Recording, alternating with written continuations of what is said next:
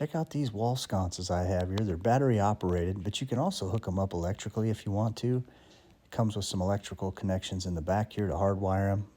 And I'm going to go ahead and use these though for the battery operated function, which I really like. And here's the detachable bulb that it comes with. You just screw in that base there and it's magnetic. You can see it holds the light up just fine. Plug it in there to charge it up. There's some wire nuts it comes with. I'm going to hang up that bracket first. It's the mounting bracket. Get it all screwed in there and then hook the sconce base up to it. Make sure that bulb's facing down. Tighten them rings up on there. Put one ring on, then you put the glass on, put the second ring up to hold it. Then you put your light bulb in there after charging it up. Then you're good to go. Look how pretty that thing is. Really happy with these things. And here's the remote. It has all the different color functions on the remote. It also has like a blink function for all the different colors and then smooth.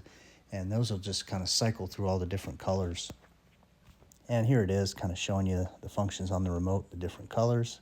Really pretty. And you can ramp it all the way up or ramp it all the way down on light intensity. Just kind of quickly going through the colors. There it is, installed next to the bed. And here's the different colors, and I quickly cycle through these things. It doesn't normally cycle this quick. I have the video on double speed to just kind of save some time here.